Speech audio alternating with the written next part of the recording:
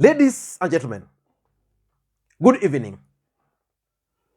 First of all, I want to take this opportunity to apologize because I've been forced to redo this video. The one I posted had some sound problems. I hope you guys will bear with me. And that's actually what has caused the delay. Ladies and gentlemen, what is Stephen Kalonzo Musyoka's game plan for 2022? Stephen Kalonzo Musyoka is giving Raila Odinga serious political headache. Raila Odinga needs Stephen Kalonzo Musyoka on his side. But Kalonzo is willing and not willing. So Raila Odinga, as we speak now, is facing serious headache because of Kalonzo Musyoka. And Stephen Kalonzo Musyoka is also derailing One Kenya Alliance leadership move to join the Azimio la Umoja movement. And yesterday, KANU was actually forced to declare their interest in joining the Azimio la Umoja movement. And at the same time, Stephen Kalonzo Musyoka is also confusing William Samoei Arap Ruto. William Ruto and his brigades are hoping that Stephen Kalonzo Musyoka will not join Raila Amolo Odinga. And today, Stephen Kalonzo Musyoka met with Gideon Moi and Jimmy Kibaki. And of course, meeting Gideon Moi is not news.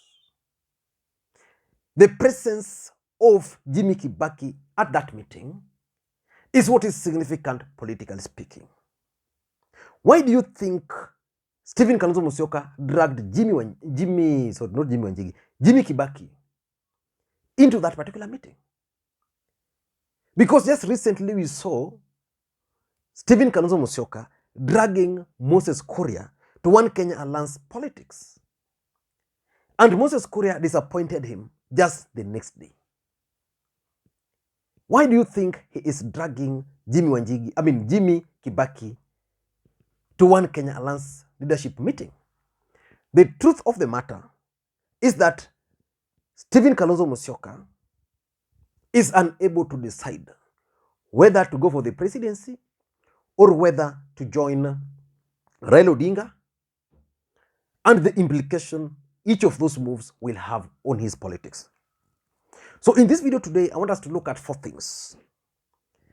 The first thing I want us to look at is why I strongly believe that Raila Odinga has successfully isolated Kalonzo Musyoka, and Kalonzo Musyoka will now have very limited options. You know, like when you want to cut a big tree, it's normally recommended and advisable that you cut off the branches first. So I want us to look at how Raila Odinga has isolated Kalonzo Musyoka. And number 2, I want us to look at the options available for Stephen Kalonzo Musyoka. Before we do that, if you're watching this channel for the first time, please just click that subscribe button now. To the subscribers, I want to continue to thank you guys for your continued support. You know the best way to support this channel is just by giving it thumbs up, giving this particular video thumbs up, dropping your comments, and also by sharing the videos. Now let us get back to serious business. Stephen Kalonzo Musyoka today held a meeting with Gideon Moi, which is not news, and Jimmy Kibaki. Jimmy Kibaki, as we speak in this country, is the party leader of some political party, which launched their manifesto the other day. And that's why I think that meeting is significant. But why would Kalonzo Musyoka appear so desperate to bring people on board into One Kenya Alliance leadership? Basically, my thinking is that Stephen Kalonzo Musyoka dragged Kibaki into this meeting for 2 reasons.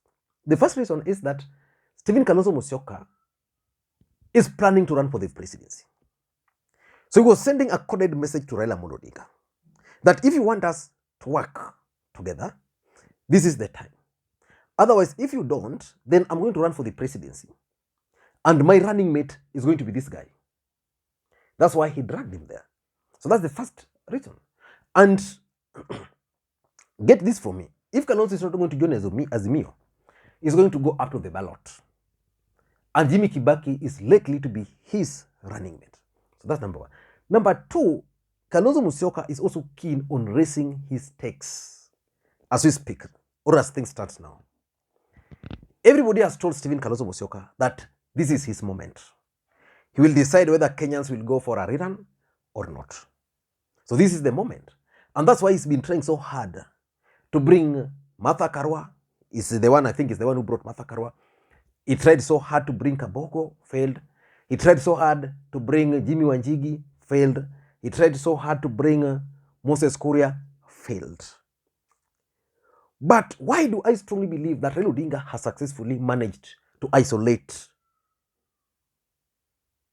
Stephen Kalonzo Musyoka? Isolating Stephen Kalonzo Musyoka would mean that you are leaving him with very limited options. Let me demonstrate how Raila has done that. Let us begin with One Kenya Alliance politics. Originally, One Kenya Alliance was formed from NASA plus Gideon Moi. So the NASA co-principal who left the former co-principal in NASA who left NASA came and teamed up with Gideon Moi to form One Kenya Alliance. Now that was Kalonzo himself, Moses Masika Wetangula, and Musalia Mudavadi. If you add Gideon Moi, there were 4 principals. Before they knew, the 2 principals left. That is Wetangula and Mudavadi. So they were left 2 gentlemen, Gideon Moi and Kalonzo. And of course, Gideon Moi's heart is in Azimio. So Kalonzo Musyoka and Gideon Moi worked, and they brought on board Cyrus Jirongo, and they also brought on board Martha Karua. That's where now Raila Odinga started now isolating Kalonzo, because Kalonzo was now unwilling to join One Kenya Alliance leadership. So what happened was that Jirongo and Moi were now convinced to join Azimio, and they will. So which means Kalonzo Musyoka is remaining in One Kenya Alliance with Martha Karua. So that's the first isolation. And with Martha Karua, there's nothing much he can do. Number 2 is now, let us look at Martha Karua. Because Kalonzo Musyoka is now remaining in One Kenya Alliance, but with Karua. But Martha Karua's heart is also not in One Kenya Alliance. Martha Karua's heart is basically to join Moses Kuria, to join JB Muturi, and to join Mwangi Kiunjuri, so that they can form a very strong force in the larger Mount Kenya region. And of course, this is the team which appointed the Mount Kenya spokesperson. So which means at the end of the day, ultimately, Stephen Kalonzo Musyoka is going to remain Stephen Kalonzo Musyoka, basically wiper. Then you go to Ukambani at number 3. In Ukambani already, Raila Odinga has captured the 3 governors. Ukambani has 3 governors. He has captured those 3 governors: Governor Mutua, Governor Ngilu, Governor Professor Kivutha Kibwana. So these 3 governors are already in Azimio, basically ready to go.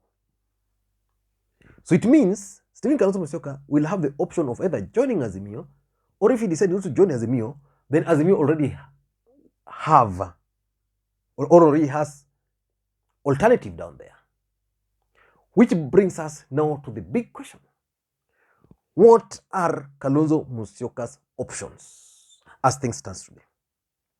The options have been narrowed to only 3, because previously there were 6 options. The first option which Kalonzo Musyoka has is to run for the presidency. As a matter of fact, Stephen Kalonzo Musyoka is currently telling Raila Odinga that I can only join you if you make me a running mate. But the truth of the matter is that Raila Odinga has already agreed and decided that a running mate is going to come from the Kikuyu nation. So that's not negotiable. But Kalonzo is telling him, if I have to come, then I have to be a running mate, which is not possible. And because it's not possible, he's exploring his second option, which is to run for the presidency. And I want to pose a simple question to you guys. Assuming today Stephen Kalonzo Musyoka decides to run for the presidency, can he win? I don't think he can win. But why should he go and run up to the ballot? His intention is just one: runoff. Kalonzo Musyoka has been convinced that he can go for a runoff, he can go for the presidency, engineer runoff, and then that runoff, go for the presidency, become number 3, and based on the numbers, he can occasion a runoff, because if he can get the entire Kamba block sympathizers, he can occasion a runoff. And if he can occasion a runoff, then he can raise his stakes, his price. He can choose who now to support between Ruto and Raila. He can do what he did to Raila during the Kibaki era, you remember. So basically, that's where Kalonzo Musyoka is as we speak. He wants to run for the presidency to occasion a runoff. The question is, which I still don't know, maybe legally I don't know what will happen. During runoff, can Raila Odinga change a running mate, or can Ruto change a running mate? Because assuming he goes with Ruto, can Ruto change a running mate?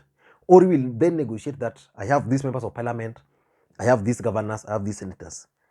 I'm bringing them to the table. Tell me the number of cabinet secretaries you are giving me. Let us sign. Then we go for a runoff. So that's his main objective, runoff. Number 2, his second option is to go and be William Ruto's running mate. The question is, can William Ruto, who is also planning to have a running mate from Mount Kenya region, agree and appoint Kalonzo as his running mate? Remember, the other core principals in NASA who joined, Weta and Musalia, cannot even be running mates. Can he come and become a running mate? The question is, what are the consequences of Stephen Kalonzo Musyoka joining Ruto as a running mate? Will the Mount Kenya rebel and support Raila Odinga, who by that time shall have appointed a running mate from the Kikuyu nation? Those are questions, but I don't think that is going to be possible. And his third option, because the first option is basically to run for the presidency, the second option is to become Ruto's running mate. His third option is to join Raila Odinga. But demand 2 things. The first thing he can demand, running mate. Can he be allowed? Then if you deny me running mate, let us agree. We are doing zoning. So you can demand running mate and zoning. How do we zone? Ukambani, no any other party is sponsoring candidates. No any other party in Azimio is sponsoring a candidate. Can Kivutha Kibwana, can Ngilu, and can Alfred Mutua agree to that? So what we are going to witness is serious. So Kalonzo Musyoka is basically at a crossroad. Let me hear your thoughts. That's my take. Until next time, this is Lee Makwiny. Bye-bye.